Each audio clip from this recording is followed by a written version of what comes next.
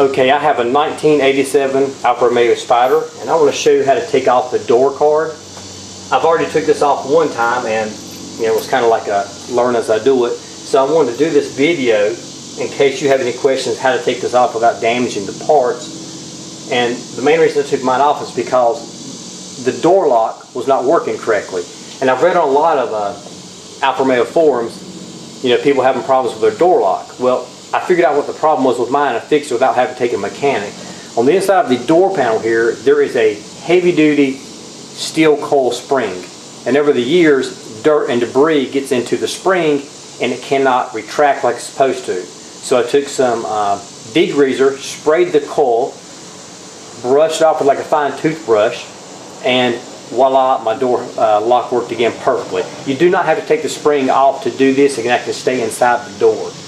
But first, things I wish someone would have showed me to save me some time was how to get all these parts off without damaging them. And first of all, I'm going to start with this part here because this may take you the longest.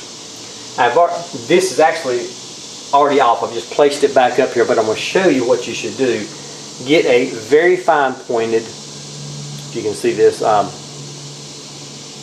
mini flathead screwdriver. The best way to do this, this piece of metal is in here, and it's like a, your door armrest here feels like rubber, and that's exactly what it is on the outside. If you will get a fine screwdriver and gently get underneath there and pry up and work your way down, as you pry it up, you will gently raise this out. Take your time like I did, and you will not tear up any of this rubber molding. As you can see right here, this is flexible, so it does move. Once you get the screwdriver up in there gently, you can pry this out. Like I said, at the moment I've just laid mine back in there, but it does come all the way out. And I'm working on refinishing these. That's one reason I have not put it back in place yet. Screws in here. You'll need a Phillips head screwdriver to get those off. But before we do that, I'm going to show you how to take off a couple other things, which is one, the window handle and the door handle.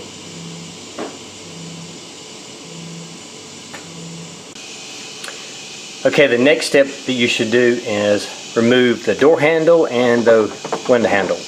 Also, you may want to think about this. I put some duct tape right here on my courtesy light switch to keep the lights off, to keep from running down your battery while you do this project.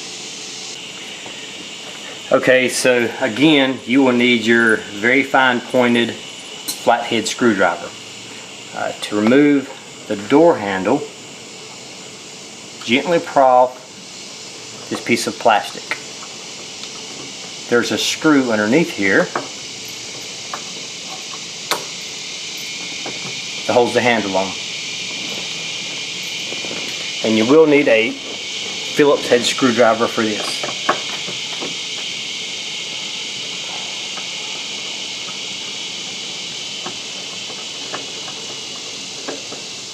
And just be gentle with this. This piece of plastic has two little tabs, if you can see it or not. Two little tabs that actually just kind of lock into these little grooves. If you're gentle with it, you won't damage them.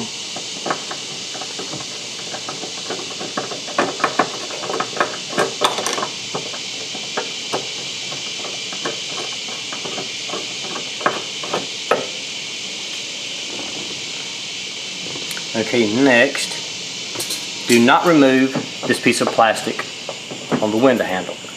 There is a hidden screw. Some of you may know about this, but some of you may not.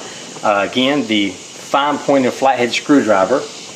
Back behind here, there is a miniature flathead screwdriver. Flathead.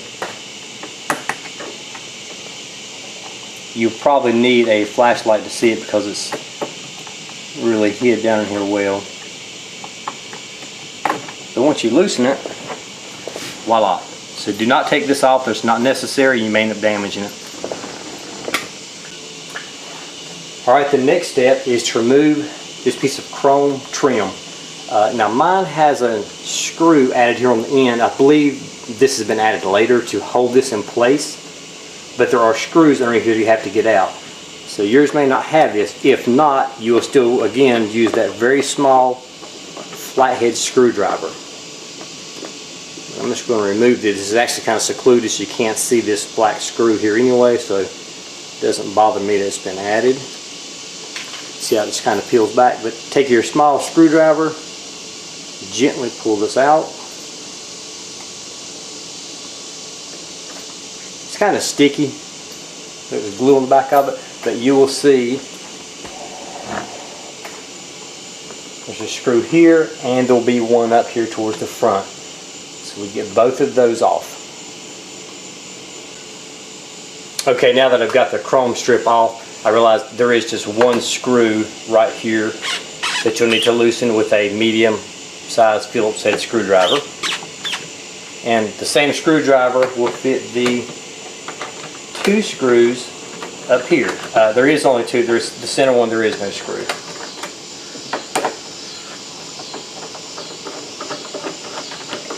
Of course, this comes off very easy.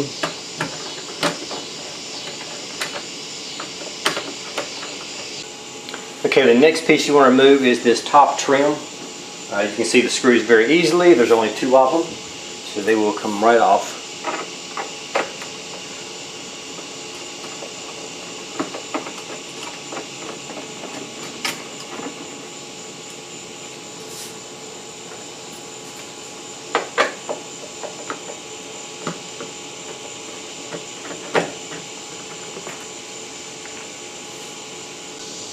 And of course, the next step is to take off the bottom screws with your medium-sized Phillips head screwdriver.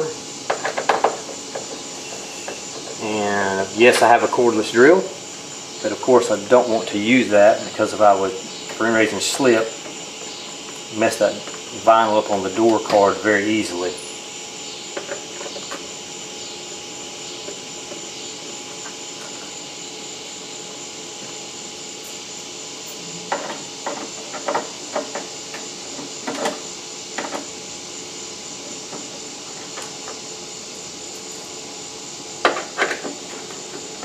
That light stays on, you do not remove it. It's attached on the inside.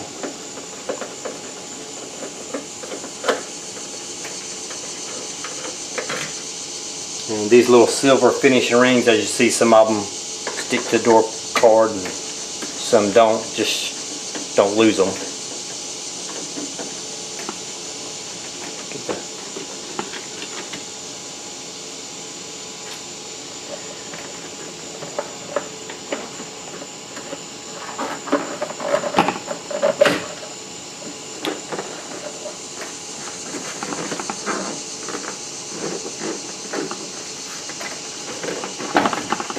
Here, just gently pull, because on the inside there are little wire clips, as you see. Sometimes they're plastic, but these are metal, so if you pull it gently, they'll come right out.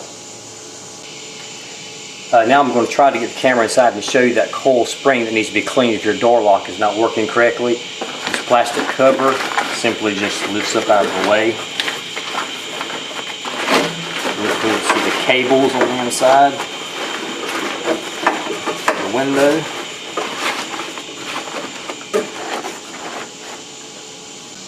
Okay, I'm going to take my camera off the tripod and try to help you out with some inside images of the door. Hopefully some of this will help someone. The spring that I was telling you about, the coil, is right here. You can see it. Get enough light on it for you. Mine was gummed up, a lot of debris in between it. So I really, like I said, I took some degreaser and sprayed it really good and took a fine toothbrush and cleaned out in between the coil.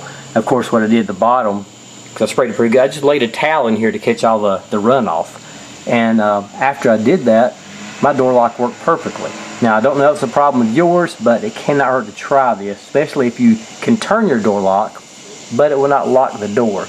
I also want to show you what it looks like as you are using the door lock.